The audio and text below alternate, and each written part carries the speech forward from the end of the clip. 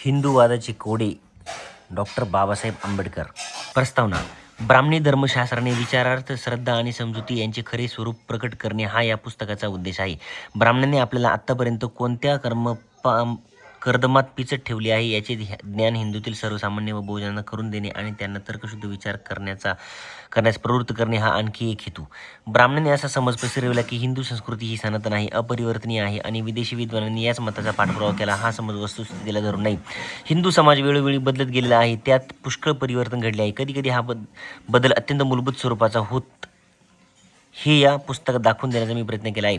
या संदर्भात हिंसा ती अहिंसा आणि अहिंसा ने हिंसा या प्रश्नांचा तुलनात्मक विचार करायला हवा. हिंदू धर्म हा सनातन नाही हेच मला या चर्चेच्या रूपाने सांगायचे आहे. ब्राह्मणांच्या करामतीचे ज्ञान लोकांना करून द्यावे आणि लोक हो तुम्ही फसला आहात, तुम्हाला चुकीचे मार्गदर्शन मिळाले आहे हे लोकांना सांगावे हा या पुस्तकाचा दुसरा हेतू.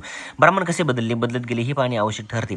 फार प्राचीन काळी ब्राह्मणांनी वैदिक देवतांची उपासना केली. मग एक काळ असा आला की ब्राह्मणांनी वैदिक देवतांचा त्याग केला आणि ती अवैदिक देवतांची उपासना करू लागली. वेदात सांगितलेले ते देव इंद्र, वरुण, ब्रह्म, मित्र आहेत तरी कुठे असा प्रश्न सहज त्यांना विचारता येईल. आता या वैदिक देवतांची उपासना करणे फायद्याचे नाही, लाभदायक नाही, म्हणून त्या देवतांचा अदृश्य झाले. एवढेच नव्हे तर ब्राह्मण पुढे मुसलमानी पिरांची पूजा करू लागली.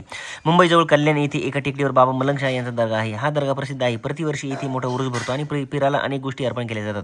दर्ग्याचा पुजारी एक ब्राह्मण आहे. तो मुसलमानी पेहराव परिधान करून लोकांनी दर्ग्याला अर्पण केलेले धन गोळा करत मिथ्य बसलेला असतो. हे तो का करतो? पैशासाठीच. धर्म कोणता? पैसा, धन, द्रव्य. खरोखरीच ब्राह्मणांनी धर्माचा धंदा केला आहे, व्यापार मांडला आहे. ब्राह्मणाचा हा धर्म लंठपणा आणि ज्यांची धर्मनिष्ठा यांची तुलना करून पहा.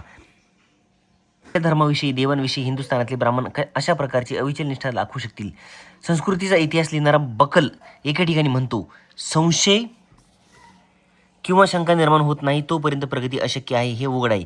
मानवी बुद्धिमत्तेने जे लाभ संपादन केले असतील ते व त्यांचा झालेला प्रसार यावर संस्कृतीची प्रगती अवलंबून असते. जे लोक स्वतःच्या ज्ञानावरच संतुष्ट असतात, अल्पसंतुष्ट असतात, आपले ज्ञान वाढवण्याचा कधीच प्रयत्न करत नाहीत, आपलीच मते खरी व बरोबर असा ज्यांचा आग्रह असतो ते आपली मते तपासून घेण्याचे कष्ट कधीच घेणार नाहीत. पूर्वजांचा वारसा म्हणून मिळालेल्या गोष्टीविरुद्ध जी मते असतील त्यांकडे असे लोक आश्चर्याने नव्हे भीतीने बघतात आणि मनाच्या अशा स्थितीत एखादी सत्य हाती गवसणे अशक्य असते. कोणतेही नवे ज्ञान मिळवणे हे सामाजिक प्रगतीचे पूर्वचिन्ह आहे. ही ज्ञानसंपादनाची प्रक्रिया योग्य होण्यासाठी जिज्ञासूपणा, चौकसपणा आवश्यक आहे. जिज्ञासा म्हटली की संशय आलाच, कारण संशयाशिवाय प्रश्न नाही आणि प्रश्नाशिवाय ज्ञान नाही. ज्ञान ही काही जड स्थिर किंवा अक्रियाशील प्रक्रिया नाही. ज्ञान मिळवावेच लागते, त्याचा शोध घ्यावा लागतो. वृत्तसाठी परिश्रम आणि त्याग यांची आवश्यकता असते. अर्थातच आपण आधीच ज्या बाबतीत संतुष्ट आहोत त्याबाबत आपण प्रयत्न व परिश्रम करणार नाही. अंधार दिसलाच नाही तर प्रकाशासाठी कोण प्रयत्न करणार? एखाद्या गोष्टीबद्दल आपली खातरजमा झाली असेल तर पुढे आपण चौकशी करतो कशाला? करणारच नाही. शोध प्रक्रिया सुरू होण्यापूर्वी संशय आलाच पाहिजे. आपण असे मान्य केले पाहिजे की सर्व प्रगतीचा निर्माता हा संशय आहे. जिज्ञासा हीच प्रगतिकारक होय. ब्राह्मणांनी एक चुकीचा समज सर्वत्र पसरवला की वेद हेच प्रमाण, वेदात काहीच चूक नाही, वेदांच्या विरुद्ध काहीही असू शकत नाही. अर्थातच या समाजामुळे जिज्ञासेची, संशयाची, चौकसपणाची दारेच बंद झाली. भारताची प्रगती व्हावायची असेल तर अशा प्रकारच्या विचारांची डबकी उपसून स्वच्छ केलीच पाहिजे. साचलेलं पाणी कधी शुद्ध असू शकत नाही. वेद म्हणजे काहीच गुणवत्ता नसलेले फालतू ग्रंथ आहेत. वेदांना पवित्र व प्रमाण मानण्याचं काहीही कारण नाही.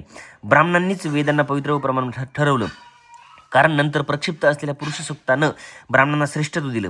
शत्रूचा नाश करण्यासाठी त्यांनी संपत्ती लुटून आपल्या अनुयायांना वाटण्यासाठी एखाद्या विशिष्ट जमातीच्या देवतांची प्रार्थना ज्योत केलेली अशा फालतू पुस्तकांना पवित्र का मानायचं असा प्रश्न विचारण्याचं धैर्य कोणातच नाही. पण आता वेळ आली आहे की ब्राह्मणांनी पसरवलेल्या अशा चुकीच्या कल्पनांच्या कचाट्यातून हिंदू मनाची मुक्तता झाली पाहिजे. या मुक्तीशिवाय भारताला भविष्य नाही. हे सर्व काम करण्यात कोणते धोके आहेत हे ओळखूनच मी हे काम हाती घेतले आहे. मला परिणामांची क्षिती नाही, भीती नाही. मी लोकांना जागृत करू शकलो तर मी यशस्वी झालो असे मी समजेन. Doctor B.R. आंबेडकर.